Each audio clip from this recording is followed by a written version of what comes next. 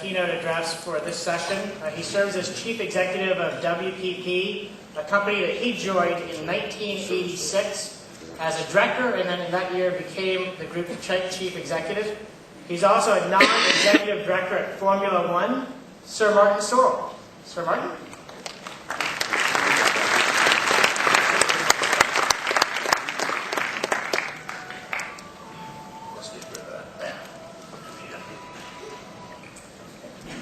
Probably Formula One takes more time than WPP. Thanks very much. First of all, it's a great pleasure to be here. We were here many years ago, actually. I think we were invited, it's probably about 13 years ago, actually, if I remember rightly.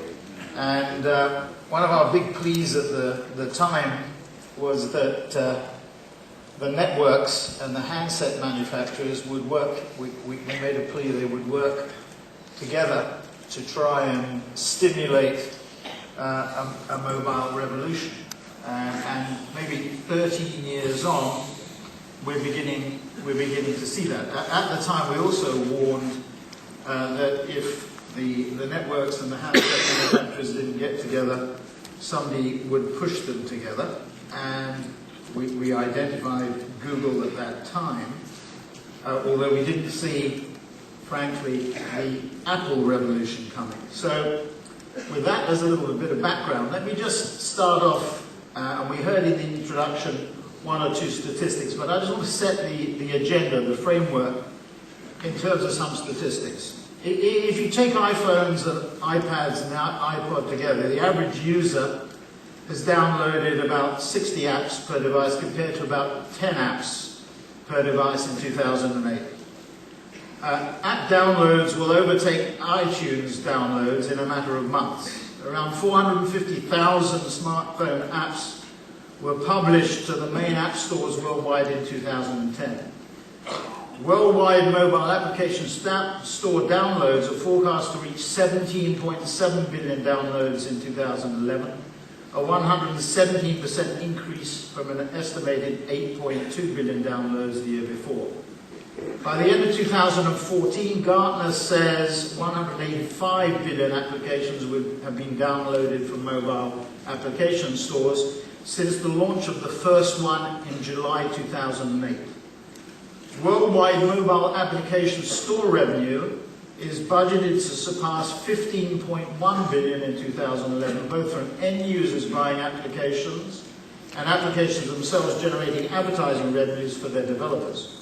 This is a 190% increase from 2010, or 5.2 billion. That's dwarfed by the size of the media industry. Just remind you, it's a $500 billion industry. If you take all the things that we do at WPP, it's part of a $1 trillion industry. So there's a long way to go. Free downloads are forecast to account for 81% of total mobile application store downloads in 2011. And last but not least, by the end of 2014, advertising will generate under a third of the revenue generated by application stores, up from 16% in 2010. So I frame that. These are statistics that we put together with our networks such as Wonderman and Ogilvy One and JWT and Chou, our investments in Chou and Icon Mobile. So I'm indebted to them for some of the things that I'm going to talk about this afternoon. Now I wanted to touch on some questions that have been raised by the audience and by others and by our invigilator. And the first is, what's the far-reaching impact of mobile applications on a company such as WPP? Well, we have three approaches. The first is and it's very similar to what we've done in an online context. The first is to take our established brands, our legacy businesses, and encourage them to invest and develop their mobile talent. The second is to take our online agencies that started in personal computers, that then migrated into mobile and then focused on video content and social networking, to embrace mobile in a more aggressive way. So mobile for us is part of the online revolution. And we're building networks like Wonderman, like Ogilvy One, like G2, and on tomorrow we'll announce the formation of another worldwide network to embrace not only mobile but all forms of online communication. And the last is to take investments rather like a venture capital company, not a private equity company, but a venture capital company, relatively not so early stage investments, but what I would call mid-early stage investments in interesting concepts, interesting companies that we think will enhance our mobile offering. Now, with that as background, there's obviously significant revenue potential around production within our agencies, but the bigger opportunity is offering strategic advice and insights. The way in which all consumers are engaging with content is changing. There are now multiple touch points with varying degrees of interactivity and engagement. Apps are a classic example of this shift from broadcast to multifaceted engagement. They enable brands to connect with consumers at numerous touch points, when they are at home, when they're on the way to the shops, when they're in the shops, when they're standing at the shelves, or indeed standing at the tills. And this opens a lot of opportunities for our clients, but also challenges. And our network of agencies is well placed to help guide clients to ensure they get the most out of this ever-changing landscape. And that landscape, the chief determinant of it is not just technology, it's geography.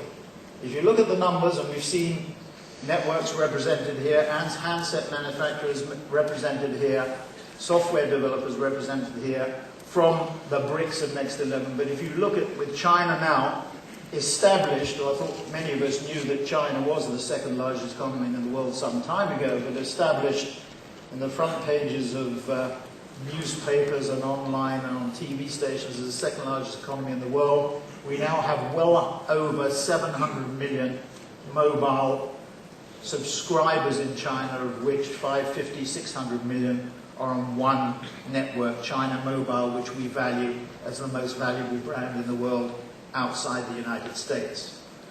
Second question I just wanted to touch on, well, who will make money out of the apps apart from Apple? And the most popular app is only a $30 million business. The most voracious consumer of apps, such as those using Android and iPhone, are still a relatively small percentage of global phone users. In terms of revenue generated through apps, we are still only touching the tip of the iceberg. The opportunity for growth is huge as smartphones get into the hands of the masses. And there are three ways in which apps can generate revenues. One, by selling the apps themselves. Secondly, by advertising within those applications. And thirdly, consumer purchase actions within the application. In relation to selling apps, the app stores and the developers make money. The majority of applications in the stores are paid for around 28% are free. So just get that, fix that statistic in your mind at the moment. Although most downloads are free, around 81% predicted in 2011. So the majority of apps are paid for, around 28% are free, although most downloads are free, around 81% predicted in 2011. The average revenue share between developers is a 70-30 split, with 70% going to the developer, so this is one revenue source. Publishers also make a significant amount of revenue through advertising. Applications provide them with one or more channels of distribution for their content, and therefore another opportunity for monetization through advertising. And this is also a channel for which, if they collect their data correctly, they can charge a premium due to the increased level of targeting. For example, location targeting, and this is the holy grail that we as advisors on behalf of our clients are looking for. Retailers such as eBay and Amazon are already making significant revenue through their applications. eBay, in its latest report, stated that it did nearly $2 billion of the $53 billion in merchandise transactions during 2010 via mobile. That's around 3.7%, so just under 4%. And that was up from 900 million in 2009. Applications will be a significant opportunity for retailers to open another virtual shop with the added benefit of being in consumers' pockets, both when they are out shopping, can I get it cheaper elsewhere, and also when they are not at the shops, as impulse purchases can be made anywhere. The third issue I just want to touch on is the question about whether the internet is dead as a result of the growth of applications. Will it kill the internet? And will the spread to PCs and set-top boxes come from mobile? So you have to look at, in our view, what an application is. It's a piece of software which can provide access to other features of the handset, GPS, camera, email, etc., which mean that applications can be feature-rich. Many applications also contain data that they pull in from the internet. They depend on the internet to provide them with that content. They are, in effect, the shell which distributes the content found on the internet, not a direct competitor to the internet. How do applications compare with mobile sites? They have more features due to the fact that their deep access to the handset exists, and they are also fast to navigate compared to the mobile internet, particularly when the network is being used rather than Wi-Fi. However, we can also see how some of the features seen in applications are being integrated into mobile browsers. For example, the fact that iPhones now allow access to GPS via the browser. As mobile browsers become more powerful, it will become increasingly possible for these features to be integrated into all mobile sites. In terms of speed again, the sophistication of mobile browsers will have an effect as they will potentially start pulling in content in the background like applications. And the Opera browser already does this, meaning moving through the pages of a mobile site is comparable with moving through an app. Speed will also increase as the network speeds pick up and Wi-Fi connectivity becomes widespread. Now that's not to say that apps are an evolutionary dead end. They will likely always be features that they offer that mobile sites cannot, and they also are a great method of assessing content that consumers consume regularly, such as news, weather, train times, etc. It is likely that mobile apps will be the fat part of the curve in terms of usage, whereas the mobile internet will be the long tail. So we've already started to see, as was mentioned earlier, that apps have started to spread to other devices, such as Apple TV, so there is definitely a further step in their development and future. Now I've just got 2 minutes left, just to pick up on some questions that we were discussing before this session. And these were questions I think that were asked by either members of the audience or by others. The first one was, is there a tipping point in the growth and development of mobile? It strikes me that it's very similar to what we've seen in terms of the development of online activity. We know we don't have accurate data, or too accurate data, as to how much time consumers spend online, on mobile. We do know, however, how much they spend online, and that's around, depending on who you believe, 20–25% of their time. I've seen figures as high as 28, even a little bit higher than that. We also know that our clients this year will be spending about 14% of their time online, a small portion of that in mobile. The tipping point is pretty much, I think, with us. I think it is generational. I think the fact is that clients, media owners, and indeed agencies tend to be rather conservative, but as generations change and as this generation of management changes, we certainly think we're on the verge of that tipping point. Another question was whether mobile would ever equal the power of television. Well, I think it's a definitional issue. How do you define what mobile TV or the mobile screen is and how it interrelates to the traditional definition of television?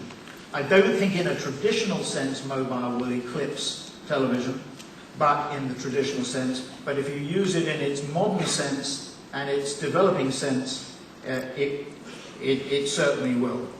And our last point I just want to touch on is two questions that were asked in relation to our role in advising clients. There is a tendency for application developers and indeed new media companies to go direct to clients. Is that causing an issue? Is Madison Avenue rooted 10 years behind Silicon Valley? I think the answer is no.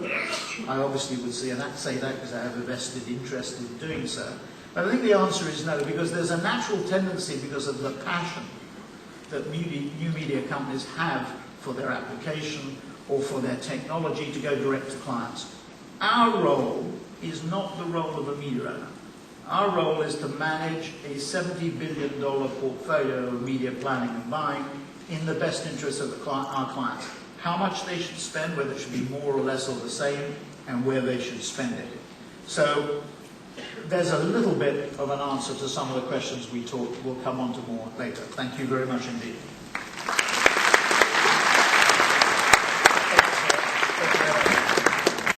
First of all, mobility. That we have mobile coverage all around the world right now. We'll come back to that. The other is broadband. And the third one is cloud and application. That together can build a society where everything that is connected will have a benefit from it. And we will see impacts on all three stakeholders in this industry. And I usually say we are on the brink of an inflection point right now. We have been for the last 20 years building networks all around the world with operators. And the next 20 years, we're going to see how we're going to work and monetize and use them. And we're going to see totally different business models the next 20 years from the last 20 years. And it's not given that the winners of that last 20 years will be the winners of the next 20 years. So it's all about reinventing ourselves. And I guess not many thought about applications and smartphones when we started all this. But that is, of course, a lot lower than monetization is going today. Those three forces, the mobility, plus the broadband, plus the cloud, that is what is transforming a lot of industries and a lot of consumer behavior and even our society. And I think that's extremely important to understand those fundamentals, where we are and where we're going, because that is driving a lot of what we were talking about. Starting with mobility, we already heard it from a couple of the distinguished speakers before me. We have now passed 5 billion mobile subscription, 5.3 billion mobile subscription ending 2010. Our prediction is that by 2015, we're going to have some 7 to 8 billion mobile subscriptions.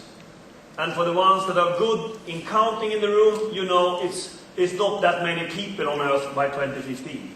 So yes, we're going to have dual subscriptions. We're not counting machine to machine here, but definitely we're going to go up to penetration up to maybe 80% of the population, even higher. And coverage of the population will be even higher.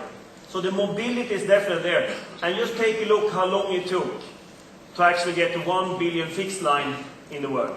And I know that Sir Martin Sorrell talked about that he wanted this to go quicker. But to be honest, in 20 years, this industry has created more than 5 billion mobile subscribers, which is just amazing revolution of a new technology.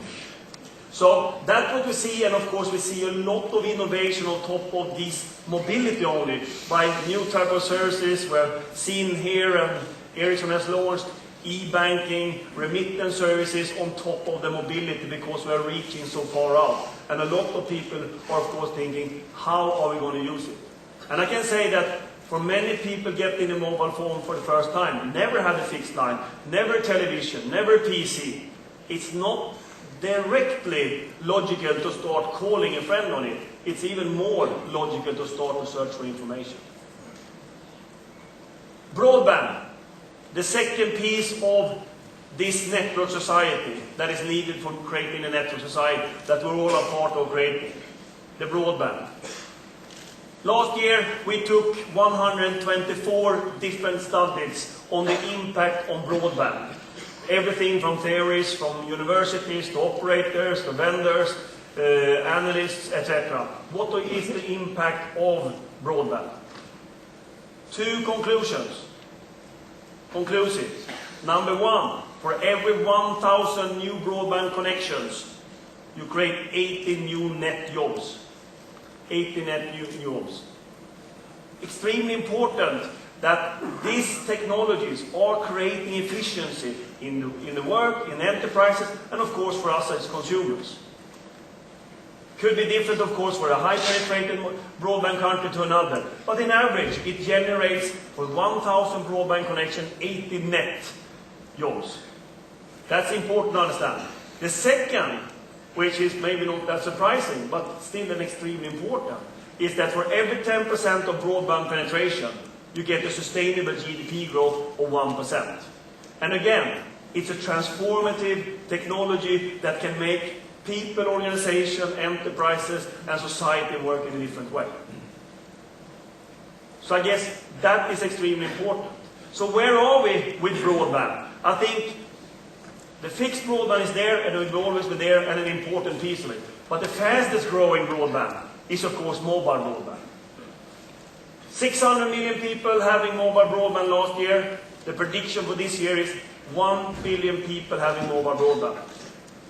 2016, we're expecting 5 billion mobile broadband subscriptions in the world. So what does that mean? It means that going from maybe 1.8, 2 billion people having access to internet today, we have 5 billion people that will have access to internet, that can use this application, that can create a better way of working, a better way of doing things. By 2016, we expect this equally much traffic coming from the smartphones as from the PCs. Today, it's 500 million smartphones out in the networks, if you define it a little bit more narrow. 500 million. It will just increase. 25% more, 12 times more data the next years to come. And that's, of course, amazing. Last year in the mobile networks was the first year we had more data than voice in the networks. And remember then, 600 million mobile broadband users and 5.3 billion mobile subscriptions. The 600 million are using more the networks than the other 5.3. So this is happening because of the spread of mobility and the spread of broadband, and especially mobile broadband. And that's, of course, an important ingredient for what is happening in this industry. So coming back to the last piece of it, which of course the most important. What will we do this spread with this broadband and this mobility? That's of course having application services.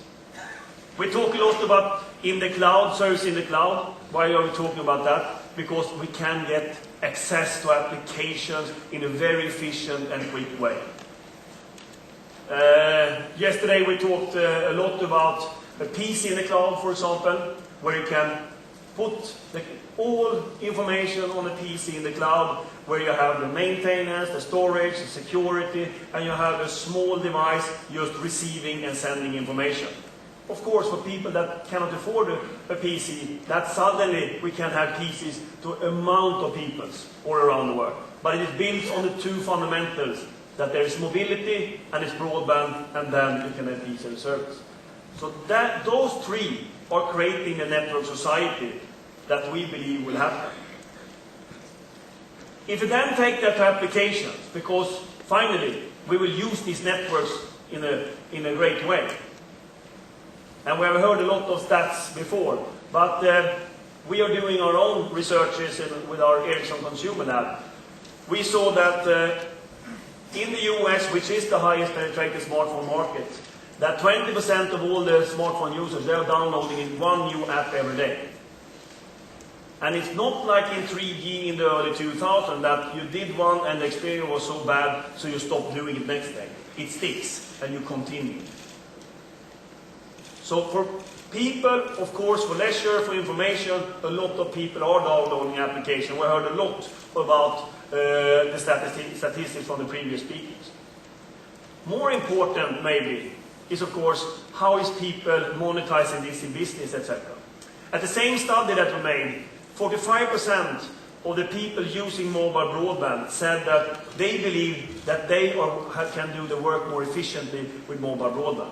45% they can do more, and they can do it more efficient and actually balance things better. So the impact of this is not only on consumers, it's also on business, and finally on society. And of course, if you talk about society, you can talk a lot about things. In this example, I say that 24% of all CO2 emission in the world is coming from power or from energy companies. It's my honor to join you this morning. Every year, industry gather in Barcelona and to celebrate the success of the past year and to prepare for the challenge ahead. As industry, we certainly has a lot to be proud of. Estimated 5 billion people are having phone last year. So it's nearly, everybody is having a phone. So this is really exciting time.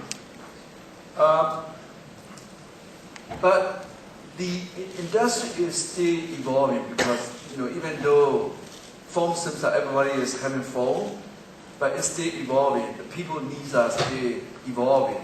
And the industry is embracing this evolving.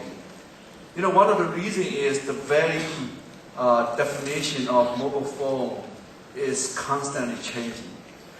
So this is very exciting and a lot of challenges and a lot of opportunities. So that's great for the industry, for all of us to have an opportunity and to innovate and to make this world better and to make people's experience better.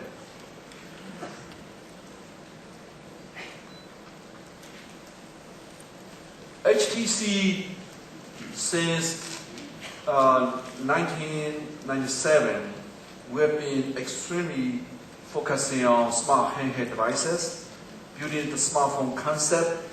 It took us a long time, almost 10 years, to really get that kind of smartphone experience we really envisioned since 1997.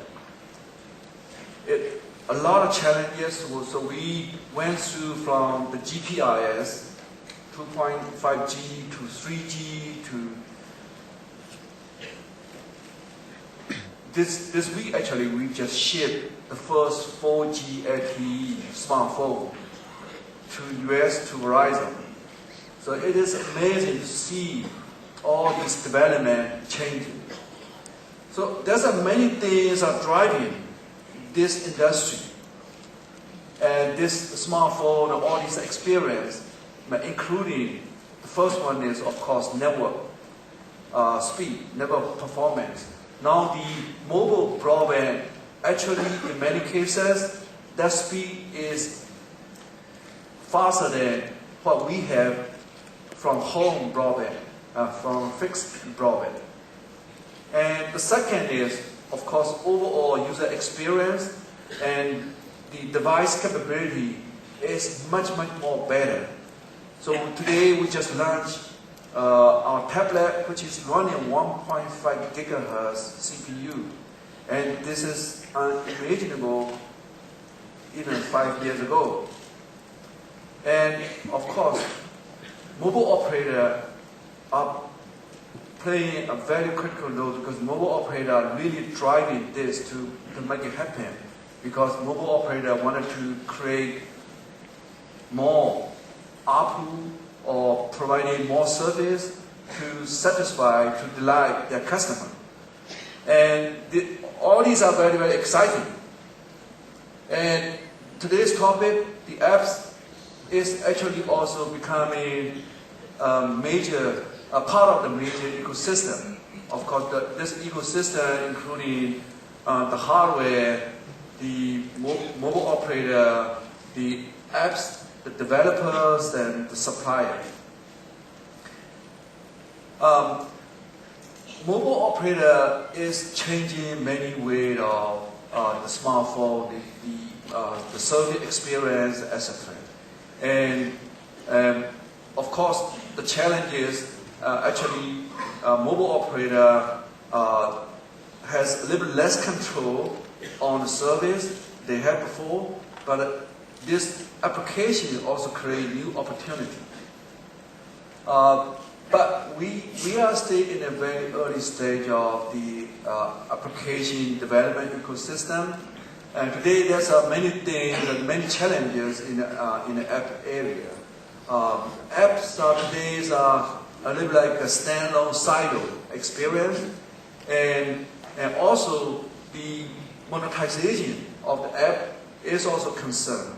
And the app is also causing a lot of bandwidth challenges for mobile operators, and how mobile operators to balance their monetization process with apps, because the app is generating, doing something beyond they expected.